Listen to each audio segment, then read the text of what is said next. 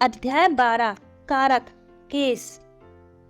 संज्ञा या सर्वनाम के जिस शब्द रूप से उसका संबंध क्रिया तथा वाक्य के अन्य शब्दों से जाना जाता है उसे कारक कहते हैं।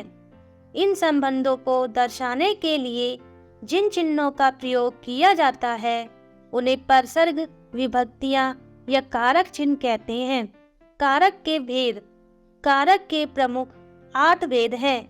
इन कारकों की पहचान के लिए कुछ संकेत होते हैं जिनके आधार पर इनकी पहचान की जा सकती है।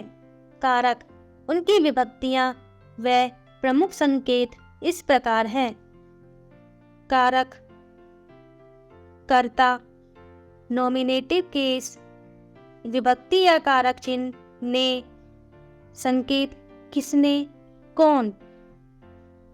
2 कर्म, ऑब्जेक्टिव केस, को, क्या, किसको, कहाँ। 3 करण, इंस्ट्रूमेंटल केस, से, द्वारा, के साथ, किससे, किसके द्वारा। 4 संप्रदान, डेटिव केस, को, के लिए, किसके लिए, किसको।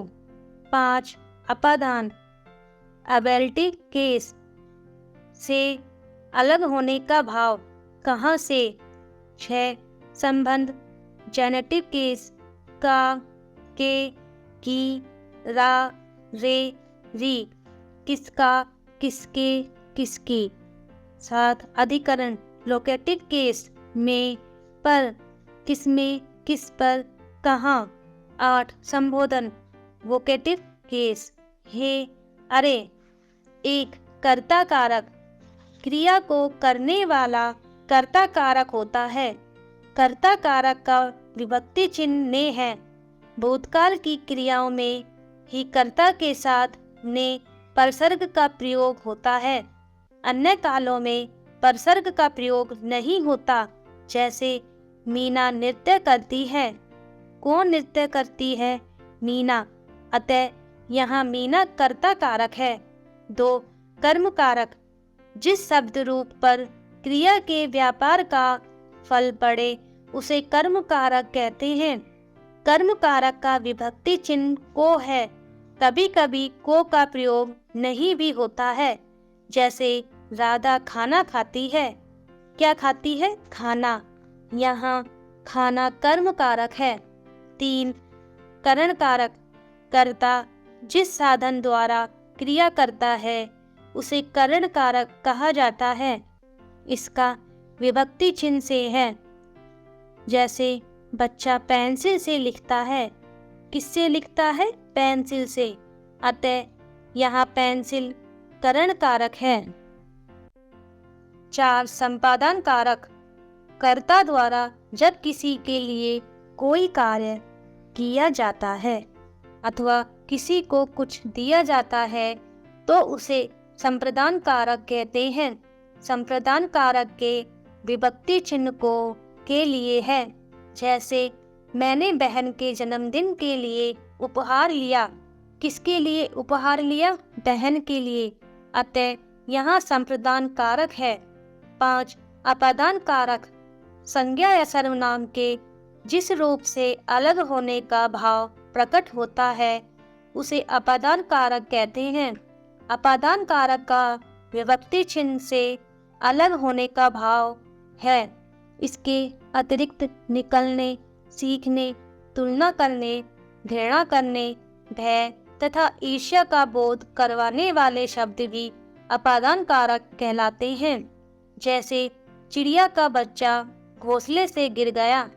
कहाँ से गिरा, घोंसले से। अतः यहाँ अपादान कारक है। 6 संबंध कारक, एक संज्ञा या सर्वनाम का संबंध वाक्य में आई दूसरी संज्ञा या सर्वनाम से बताने वाले शब्द रूप संबंध कारक कहलाते हैं। संबंध कारक के विभक्ति चिन्ह का, के, की है जो आगे आने वाली संज्ञा के लिंग व वचन के अनुसार बदलते हैं। जैसे आम का पेड़ हरा भरा है। किसका पेड़ हरा भरा है? आम का। अतः यहाँ संबंध कारक है। 7. अधिकरण कारक क्रिया के होने के आधार का बोध करवाने वाले कारक अधिकरण कारक कहलाते हैं। अधिकरण कारक के विभक्ति चिन्ह हैं में, पर, जैसे। आंगन में चारपाई बिछा दो। कहाँ चारपाई बिछा दो? आंगन में। आंगन में अधिकरण कारक है। 8. संबोधन कारक किसी को पुकारने व बुलाने के लिए प्रयोग किए गए शब्द संबोधन कारक होते हैं। संबोधन कारक के विभक्ति चिन्ह हैं हे, अरे आदि, जैसे। हे बच्चों, ध्यान से चलो। कर्म व संप्रदान कारक में अंतर। कर्म व संप्रदान दोनों कारकों का विभक्ति चिन्ह को है, परंतु कर्म कारक में कर्म पर क्रिया का फल पड़ता है और संप्रदान कारक में किसी को कुछ देने का भाव होता है। करण व अपादान कारक में अंतर। करण व अपादान कारकों में विभक्ति चिन्ह से का प्रयोग किया जाता है।